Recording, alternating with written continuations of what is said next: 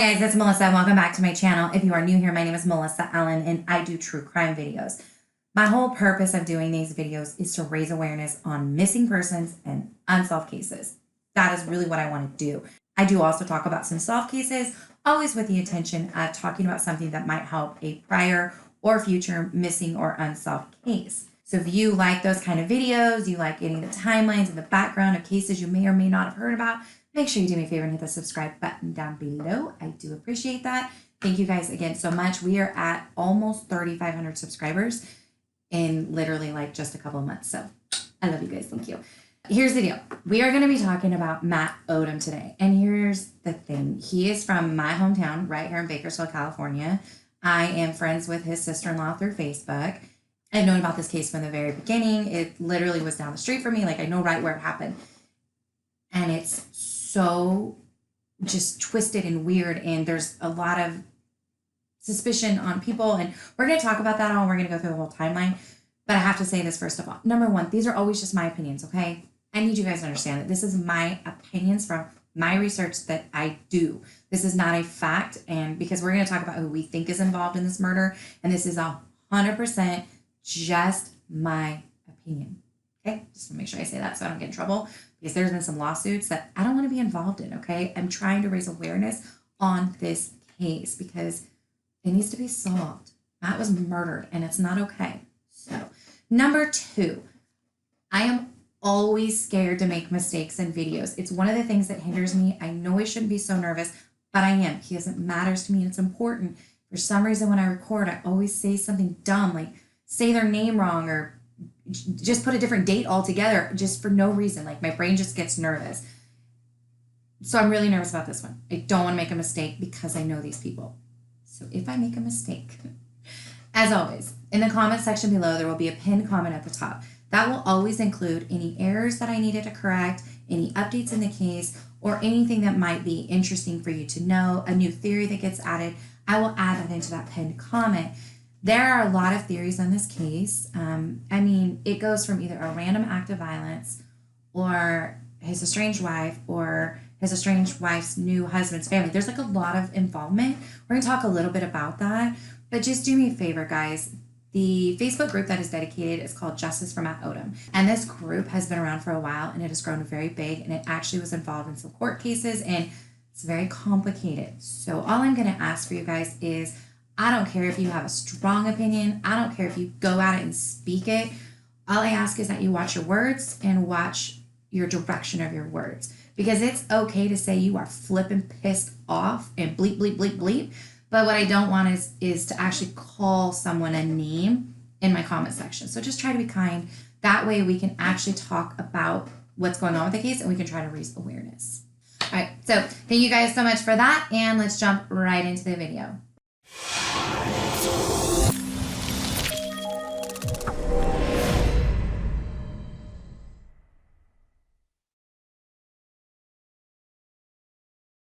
Okay, so Matt Odom was born November 11th of 1985.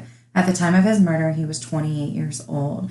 And on September 15th of 2014, he was found in his front yard on Waterbury Drive in Bakersfield, California, deceased. At the time that he was found, his fiance Erika was inside of the home as well as his 4 minor children. These are 4 very small children. And they were inside of the home. Matt had just texted his boss to let him know that he was running late for work at 5:30 a.m. and he was found outside of his home at 6:35 a.m. Now, when he was found, it appeared, at first everyone thought he had suffered a gunshot wound, but once he was taken in and his body was looked at, he actually died from a stab wound to his neck. Now, the first thing police did was they did consider it to maybe a possible robbery, but the thing is that he had cash in his pocket. His truck was right there. His house was right there. Robbery didn't appear to be a motive, so they wanted to look further at what was going on in Matt's life. Why would someone target him? Now, the area that this is in is part of Bakersfield. It's a pretty nice area. It's not that it's like, it's so weird. Now it makes me think all these times when I refer to something as being like a nice neighborhood, like what does that mean? Because this isn't like it's a rich neighborhood or anything like that. It was a good area of town. I mean, murders did happen, but not really. It hit the front page. Let's just put it that way. To have a murder happen especially a brutal attacking and somebody being dead on the front lawn. It definitely was front page news. So let's talk about Matt. Now, we're going to talk a lot about Matt's brother, Chris, because his older brother, Chris, and him were very close. He described Matt as being very into music, a goofball, kind of funny, and he had went to school and became an electrician, and he was supporting his 4 children. He had been married prior, so he was estranged from his wife, Summers. So his new girlfriend is now his recent fiance, is Erika. She's there at the home inside with the 4 children. His estranged wife that he's in the middle of a divorce with, her name is Summers. And I'm not saying it wrong, it's not Summer, it's Summers with an S at the end. So him and Summers married right out of high school. They had a child. They were married in 2004. And they had separated in November of 2013, so a year prior. So him and Summers had been separated for this whole year. And obviously she had been dating a guy by the name of Garrett Holden. Now here's the deal. Matt Odom and Garrett Holden were kind of friends at one point. And it appeared that even Matt and Summers, while married, had helped Garrett out in a legal situation. That's what I found online. And so they were all acquainted and knew each other. From what's been reported, Summers and Garrett had been having an affair for the past 5 years. And so now Matt and Summers are no longer together, and Summers is with Garrett, and Matt is moved on. Pretty much as soon as they separated, they started an illegal battle with each other. I'm going to be very upfront. It appears that they were both making allegations against each other. They were both alleging domestic violence, that each of them were violent with each other. There are some claims out there that cannot be substantiated, so I don't know what was true. It's always made me a little uncomfortable because as a victim myself, I do not want to discredit anyone's claims that somebody is being violent to them. So I don't know exactly what was going on in the home between Matt and Summers when they were together or what was happening after their separation. What I did not find was any clearly substantial claims of serious violence between each other. Does that make sense? Because I'm not going to say that something wasn't going on. I'm just not comfortable doing that. So, regardless, they were both making claims against each other. So I don't know who was telling the truth or what was going on 100%. Matt did keep some pretty clear records of what Summers was doing. So that obviously makes me think Summers seemed really unstable. That I can gather. And at the time of Matt's murder, Matt had sole custody of his children. What had happened was, let's go and let's do a timeline. I think this might make it a little easier. I'm so worried to make a mistake that I'm trying to get it all in order for you guys. So they separated in November of 2013. Starting on December 6th of 2013, Summers filed for divorce. After going through the court records, it appears that they both ended up filing for restraining orders against each other. The court did assign a minors counsel. So if you're not familiar with the minors counsel, you can have an attorney and your spouse can have an attorney, but they can also assign an attorney to the children. So that person is kind of a third party that will sometimes interview the children, depending on how old they are. Usually they do. And they will interview both parents, and they will kind of get a gist of what's better for the child. And then they will go in front of the judge and speak on behalf of the child. So minors counsel was assigned in February of 2014. Summers had custody of the children and Matt had regular visitation, so they were splitting the children. And an exchange point was assigned, and this was the Del Taco Mall. We'll talk about that in a little bit, what happened. This is a side note, but I do want to add this in. There were a lot of notes in there of when you go through the court records of Summers making requests for things like fee waivers, spousal support. So it did seem that money was a little bit of a driving factor. But then again, that's also standard in a divorce proceeding with custody and everything like that. So it's not like these weren't requests that wouldn't normally be requested. That's where it was at on March of 2014 is Summers had custody of the children and Matt had regular assigned visitation and they had an exchange point. Apparently, though, this was not going well. These exchanges were often having conflicts. There was arguments. There was just all kinds of weirdness was going on between them. So Matt decided to start, remember we said about these notes that he was keeping very detailed records of what was happening during this time. And he decided to record one of the exchanges that took place. So on March 17th of 2014, Matt went to court and showed the court a 93-minute video of Summers during an exchange of their children. I'm going to link the video that someone else uploaded onto YouTube. I don't want to get in a copyright issue. We'll talk about that in a little bit. Of uploading, including any of that video myself, but I'll let you guys watch it. It's very long. It appears that Summers it's Matt's truck, the children in the back seat, Summers at the door. Maybe they were talking and Summers wants to have a conversation basically about them. And Matt's like, I don't want to talk to you about us. You are with someone else. At this point, she was 8 weeks pregnant with Garrett's child, and he's with Erika. And he doesn't want to talk about it. She obviously wants to talk about it. So that starts out like, obviously that's an annoyance, like stuff that happens during a breakup and a divorce, but it shouldn't have been happening in front of their children. And Matt's like, I don't want to talk to you about this. Like basically trying to end the conversation. And he's recording her. And she's like, I'm going to rip that camera in half. I'm going to break your phone.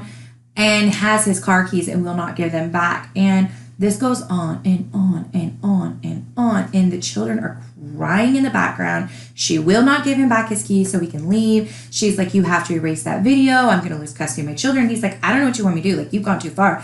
I'm not erasing it. Give me back my car keys. It's just like, it's ridiculous. Like the way that she acts, like at first, I remember when I very first started to watch it and I was like, oh, that's sad. Like, they shouldn't be arguing like that in front of their children. But it goes on and it's very obvious that Matt just wants his car keys and he wants to leave. And she is very clear that she realizes that she's been going too far and that she is now literally risking losing her children. And now it's been caught on camera. And she says something along the lines of, it's just going to get worse. That's what you want. Kind of like a threat towards him. There's like she has his keys and there's a stabbing motion. I'm going to let you make your own decisions on this. But the court viewed this and decided that there was enough evidence that Summers was unstable. She was ordered to have a mental health evaluation. She was ordered to immediately take the children that afternoon to the police station and turn them over to Matt. She was put on supervised visitation. It just wasn't a good situation. These were all temporary orders at the time. So Summers at this point, it's been brought into light that she's just acting irrational and she's not being a stable parent. The hardest part to watch is that her children were crying in the background. Crying. She does not turn to them. She's not soothing them. Like, she does eventually, but it's at the end. But, like, she's not, like, her children are crying and she's just going to keep fighting. Like, take care of your kids. Like, anyways, it's not a good situation when you watch the whole video. So the children are now removed and they're with Matt. There's a lot of other things in this case that are just so far deep that I don't even know how I could possibly cover it and not make like a 3-hour-long movie. Now, Summers' parents were kind of an issue too, her father specifically. I encourage you, if you're coming from a good place and you really do want to help or, get involved in this case, you can join the Facebook group, which is Justice for Matt Odom, and you will see it gets really deep. Summers' father was apparently like looking over the wall at the children's school, interfering, just all of this like lurking and like, which I get, like, if you're like, if one of my daughters lost one of their children, I would imagine I would want to like be involved. Like, what can I do? But I like literally wouldn't go to their school and like peek over the wall because like, what are you going to find out? Like, you're not going to get to talk to them. Anyways, that's just like weird. And so that was all going on. So the court case kept getting continued, which is kind of normal when you have such a big case. Like, the court doesn't want to just have you come in one day, testify, and then make like a permanent order. Like, this is a huge deal. It's a huge decision when it comes to children's safety. So they need a while to review the case. So the case was continued quite a few times. And now we get into September of 2014. So on September 12th of 2014, the court finally put out an order that there was a required settlement hearing. So what this is called is it's a mandatory settlement and trial setting conference. So this is what happens when a case has been kind of drug out and delayed, and on both sides, whatever's happening, when it starts to get to a point where it's like, okay, it's time, we need to make a decision on this case, they'll set like a mandatory date, and that date was set for October 30th of 2014. 3 days later, Matt's body was found in his front yard. 2 days later, Summers immediately went to court and filed for the death certificate to get custody of her children. I know that sounds bad. I have a hard time. Like, I'm not a person who can not say both sides, because I do want to put it out there, but like, obviously that's what would happen typically. She was already fighting for her children. So if their father was murdered in an act of violence, then of course she would go to court to continue to actually get custody of them back.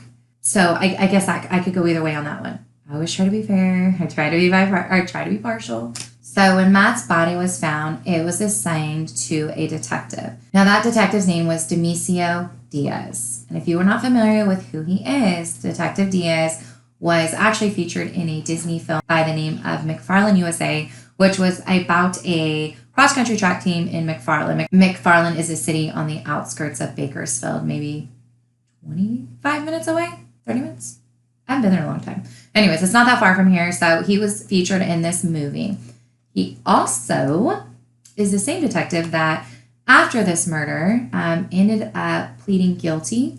Let me read you what he pled guilty to. Charges that he accepted bribes as a police officer, stole and sold confiscated methamphetamine, and filed a fraudulent tax return. He was sentenced to 5 years in prison. This obviously caused a big it messed the case up. You know what I mean? You have this case. It's a fresh new case. This detective is assigned to it. And then all these things happen, and literally all over the news was nothing about this detective, because this ended up being several detectives. It was a big, huge thing that was going on. It was a mess. It was some corruption, and there's still claims of corruption going on. It was just a whole nightmare that our whole city was dealing with, and it just took away. So then the case had to be reassigned, and it never got the attention it needed whatsoever, because some things happened in this case that are just going to make you go, what the freak? So soon after, Summers received Matt's death certificate. So at the time of his death, they were still married. So she was his legal spouse, and she received his death certificate, and she got married very quickly to Garrett. And then here's the kicker. A year later, she changed the children's legal last names to Holden, her new married name.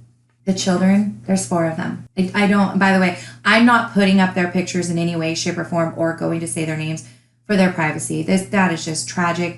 These are little kids. This is their father was murdered, and everyone feels that their mother is a suspect. So I'm not going to in any way put their pictures out there. She changed their name. Like, that's all they have left is their father's name. Why would you do this? And I've looked everywhere. I've only heard one person say that they thought maybe it was for privacy so that the kids wouldn't get looked up. But I wish Matt's case was bigger than it is, but it's not. It's not. There's like 3 YouTube videos on it. Like, nobody's talking about it. You're not big, huge celebrities. All it is here in Bakersfield where people are talking. And now I'm hoping we spread the case for everyone, because please, that would be amazing. So it's not like they're big, huge celebrities that they want to change their name to keep them hidden and give them privacy. Like, the name, it's not like you hear the name Odom and you think, oh, is that Matt Odom's children? I'm sorry, it's not like that. So I don't understand why she changed their names. That is just heartbreaking and devastating. That is their father, and he was murdered. And if you had nothing to do with it, then you would want them to have something in memory of their father and his legacy. There is tons and tons, and I get really nervous about copyright. I'm going to tell you guys why in a second. Of letters, and if you go into the Facebook group, then you could see them there, because I'm not going to put them on the screen. I just don't want to have to deal with those kind of issues. Letters of the kids drawing pictures of their dad and their time together, and just they were so happy. They loved their father. Why would you change their name? The other thing about the name change is 2 things. First of all, When you change a name, you have to run a legal notice in the newspaper. I live in Bakersfield, California, and we have a newspaper called the Bakersfield Californian. It has been around way before I was ever even brought into this world. This newspaper is huge, and anyone who lives in the entire Bakersfield area, if you have to post something in the newspaper, you post it in the Bakersfield, California. Legally, if you have to post something, you only have to post it in the county where you live. So there are really tiny baby newspapers in some of the outlying cities of the same county. So they actually ran the notice for the name change an hour away in Lake Isabella, which is a tiny little town with a tiny little newspaper. They ran it in that newspaper, obviously so that nobody would know that they were changing the names or argue with the change. Now, I find it interesting, and I couldn't find this to verify, so totally, this is me talking crap. I mean, I don't know if this is true, but I found it weird that Garrett didn't adopt them from what I could find. She just changed their name. Now, if he had adopted them, Social Security survivor benefits wouldn't be good anymore. So it just makes you wonder, was money a motive? Like, you got rid of Matt, now you get Social Security survivor benefits, which if anybody doesn't know, that's a lot of money for a lot of people. 4 kids, it's a lot of money. And I don't know for sure. Please, this is just but it's probably well over 1,000 into the 2,000 a month range for 4 children. Just my guess, totally surmising, just so you know. But yeah, it's up there. Now, do I think that Summers actually murdered Matt? Probably not. The thing is at the time of his death, she was 8 or 9 months pregnant and apparently was having a troublesome pregnancy and was on bed rest. So I don't know if she would have been able to, especially 8 months pregnant, especially feeling under the weather, to have gone up to Matt and stabbed him. Yes, it is 100% possible. She was very, very, very, I'm emphasizing that, jealous of Matt's new fiance, Erika. Very jealous of her. There is a Facebook post from Mother's Day of that year, just going on about, and I'll post it for you guys. I'm talking about, I can't believe you're letting Erika or my children call Erika mom. I don't know if that was true or not, but she just really was very jealous. There's a lot of things that were going on. So yes, in a fit of rage and jealousy, yes, she absolutely could have done it, no matter what her condition was. I don't know that she did. I more lean towards the theory of, did she have someone do it? Let's talk about her new husband, Garrett Holden. There's a couple things that have happened since that make me really just curious about this guy. As I mentioned, there is a Facebook group, Justice for Matt Odom. And I'll be very honest with you. I was put into that group in the very beginning because Agatha, Matt's sister-in-law, and I are Facebook friends through a mutual friend. It's Bakersfield. We're all just friends. And so I knew about this case. And yes, there were some posts inside of that group that were but that's just the world of the freaking internet. There are some literally I was erasing really vile comments in my comment section. Now I'm keeping them all because I'll do a video for you guys one day. I cannot believe the things that people say to each other. So yeah, this group, there were some times where it was pretty vicious, but this was kind of one of my first experiences of a Facebook group dedicated to justice for someone. They get really vicious. So this group was pretty vicious, but I mean, that is what it is. They're trying to find justice and you can't control what people say. So the group got really big, and on September 12th of 2016, so we're talking 2 years after the murder, Matt Odom's brother, Chris Odom, and his fiance, Agatha, were running this group and trying to bring justice to find out what happened to Matt. They started making flyers, and on September 12th of 2016, Garrett Holden went to court and filed basically a restraining order and an anti-harassment suit against them to get them to stop. On September 19th of 2016, Summer Holden, transfers her rights to Matt's property to Garrett. Specific property. So we talked about that video earlier, that 93-minute video of Summers confronting and acting irrational to Matt. So Matt recorded that video on his cell phone. So Matt is the owner of that video. Matt passed away and his legal wife at the time, Summers, now becomes the owner of his property. So she now owns that video of herself. As part of the Facebook group, one of the things that was being shared was that video. So they wanted to stop that video from being shared. So rather than Summers filing against them to stop showing the video or sharing it because she owns it, she transferred the right of it to Garrett, her husband, so that he could go sue them to stop. I don't understand that at all. Like, why? It makes you think that Garrett kind of calls the shots. I am so sorry, guys. If you're with me on all my videos, this chair, I cannot find a new chair that I like. I bought one, and it's like way up here, and it just didn't work with my desk. Please ignore the sounds. So if you want to see that video, I'm not going to include it because of the copyright that I was talking about. So I will make sure that I link below someone else on YouTube who has uploaded that video. Okay, so now this happens in September. So then Garrett is now attempting to serve Chris and Agatha with these restraining order and harassment.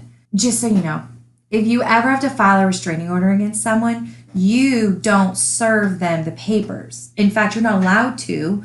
Number one, you're saying that you feel in harm to that person, so they're not going to they don't want you to go serve. And number two, it's for legality purposes to make sure that you don't lie about it. You have to have someone else serve them. So Garrett was going and trying to serve him, but taking people with him. So he's like following Chris all around, and it's getting weird. So Chris actually ends up going back to court and files a restraining order back against Garrett, citing that there's like a time. I'm going to put all this into my blog for you guys. A lot of the screenshots that I don't put up will be included there. That way, if there is an issue, I can easily remove it from my blog. Removing it from a video is hard to do. He says something about he's like backing out of his driveway with his kids to take him to school, and he sees Garrett outside of his house on a street going by. All kinds of funky things like this happen. There's a point where Garrett's like standing outside of his house with a guy, and he waits, and the police come, and and Garrett's like, "Oh, I'm just here to serve him." So if you're scared of someone, because remember, Garrett filed the initial restraining order. If you're fear of them, why would you go and stand outside of their house for 45 minutes? So then Chris files one back and is like, I want this guy to leave me alone. I think he killed my brother, so I obviously think he will harm me. And he's like driving by smiling at me. He's smirking at me. He's following me to my kid's school. Like, everything's happening. I want him to stay away from me. So they both get temporary restraining orders against each other. And it all has to do with Garrett doesn't want them talking about him on the Facebook group, and Chris and Agatha want Garrett to stay away from them because they don't trust him. Eventually, this goes on for a while. This was actually all over our news here in town. What ends up happening is the judge gives like this lengthy explanation that while he knows that Chris, Matt's brother, is in fear of Garrett, Summer's new husband, and it does make sense that he would be in fear of him, it feels obvious to him that he's not actually in fear, that Garrett is only kind of smirking and maybe being a shithead. He doesn't say that. That would be weird. Like right there, Garrett's being a shithead. That they didn't feel that anyone was in harm, and never mind, the ball dropped. That's kind of what happened. The courts decided that neither one was going to get theirs granted, and that they just needed to not talk to each other or something. Now, Summers has not really spoke out publicly much regarding the case. She said basically that she would never do that she doesn't want to be harassed, that search warrants were completely served on their home, that they still don't have a lot of their stuff, and that they basically want to be left alone, and she would never do that, and apparently they moved. Garrett was interviewed in length on our local news station, and I'll link what I can find of that for you guys. And basically, he's so hard to watch. And I get why people get all leery about him, because if this guy's innocent, like, he should just, like, you have lawyers, like, zip your freaking lip. Because he just is, like, smug and kind of cocky, but it could be his personality. And he says that He was at home with his wife, even makes a crude remark to what they were doing that morning. And then he went to work. And the story's kind of changed a little bit. There's been a little hardness with cooperating. He says that police came, they completely searched their home. They have never been officially named as a suspect. Officially named. And at this time, the case of Matt Odom remains completely cold. There has been no arrest. There is no official suspect named at this time. I know that there are cases that go on. In fact, I think it was about 3 years prior to that. There was a guy that I knew, and he was shot and killed outside of a friend's home in his truck. I also knew that the area where this person parked their truck was a bad neighborhood. And the house that he was going to was kind of known for some activity. This man, who wasn't, from all I knew, wasn't involved in that kind of lifestyle, but was going to a friend's house. And he went there in the middle of the night. He pulled up and he parked in front, and he ended up getting shot. That case, I still would love to know what happened. It's never been solved. And that's a tragedy. But at least there was a little bit of possibilities to go on. It wasn't a good neighborhood. It wasn't a good street. It was the middle of the night, and in front of some houses that were known to have some activities. So, okay, so you think something would happen. It was a robbery gone wrong. It was some sort of a drug deal. Something happened. But in this case, you're in a nice neighborhood. You're talking between 5:30 and 6 in the morning, out on a work day, out on somebody's lawn. Somebody walked up to this man and just stabbed him in the neck and walked away. There had to have been a reason. And they have dug through Matt's life, and nothing else seems to trigger this happening. Him and Erika were very happy. She was inside with the children. She did not hear anything. And this happens. There is a $10,000 reward still being offered in Matt's case. I will verify the current detective on the case, and I'll put that at the bottom for you guys with the phone number to call if you have any help, any tips that can help with this case. It is still unsolved, and that is just a great injustice to his children. So I will also make sure that I put the Facebook group for Justice for Matt Odom. Please, from the bottom of my heart, if you go to that group from my video, treat everyone with love and respect. That's all I ask of you. Please do not go anywhere on behalf of my video and say anything negative to anybody, because I would never do that, and I don't want anyone else to do that. My only intention is to raise awareness and try to help solve this case. So thank you guys again from the bottom of my heart for always supporting my videos. I love you guys. I appreciate you. Do me a favor, hug your babies tight, hug your loves. Life is literally too precious. I love you guys, and have a wonderful day.